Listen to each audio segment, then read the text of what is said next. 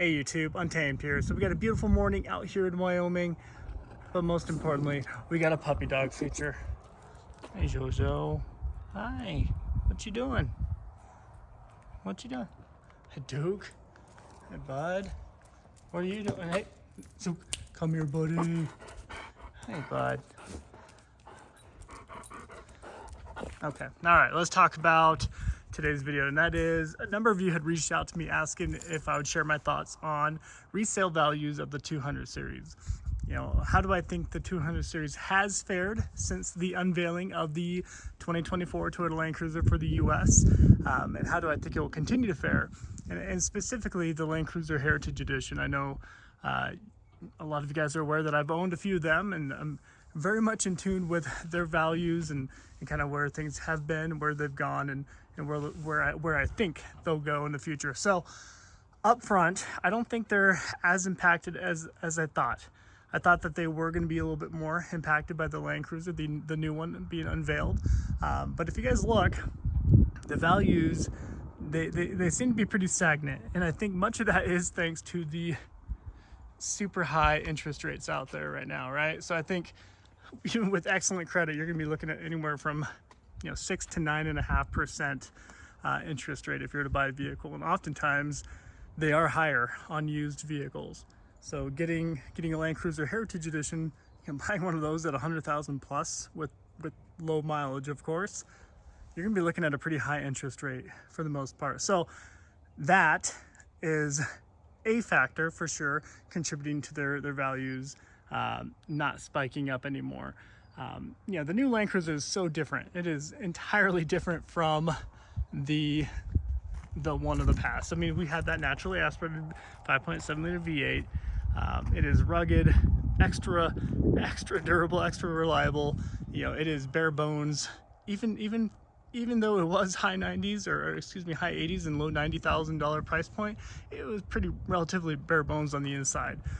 Even with the additional tech, quote unquote, that we got in the US. But it was such a dated platform, and by 2021, that tech that we saw within it was pretty dated at that point, although it was still pretty nice back in its day when it originally was debuted. So I do think we're going to continue to see those remain pretty high.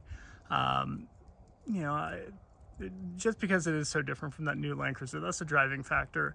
And then of course the interest rates right there. So, and they're not making any more of them, right? So people who love the Landcruiser, the 200 series, they're willing to pay a lot for them, is what I've learned. However, when I say the people willing to pay that is such a small group. Such a small group of people out there who actually are putting their money where their mouth is when it comes to buying it. So it may take a while to actually sell your 200 series if you are in the market of selling yours, but when you do, you can expect a pretty high return. I am starting to see a lot more with 20 to 30, 40,000 miles on it. I'm seeing a lot more of them coming down into the $80,000 range.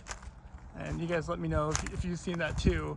They do appear to be coming down, especially, so all that to say, I think those very low mileage examples, we're talking 10 to 15,000 miles or less, those are the ones that are going to continue to fetch the $100,000 plus. And I think that's going to be continuing on to the foreseeable future. But once you start putting that 20,000, 30,000, 40,000 miles on it, that's when they are starting to take that $10,000 or $15,000 price dip down into the 80s, is what I've noticed. And you guys tell me if you've seen that too.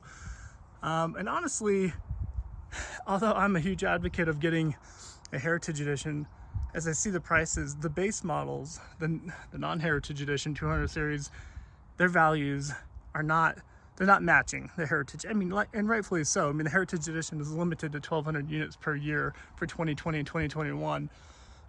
But, it's largely the same vehicle.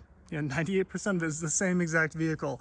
So I don't know, if I was in the market, I think I would actually start teetering toward a base model Landcruiser and saving an additional $10,000 to $15,000 for very similar mileage. So I don't know, that'd be my going in approach. Will we ever see another V8 Landcruiser? No. Confident in saying that at this point. So I don't think the values will ever spike down because of that. It is the last of the raw, rugged V8 Landcruiser. That's the last one we're ever going to see. So because of that, I think it will continue to sustain pretty good residual, just as this has in the past. And the last of their eras tend to do pretty well, and this being the 1997-80 series, that's kind of on a similar par too. So I geeked out plenty. Just wanted to kind of share my initial thoughts of it, just because a lot of you guys have reached out and asked. Let me know what your thoughts are. Let me know if you agree. Appreciate you watching as always. Till next time.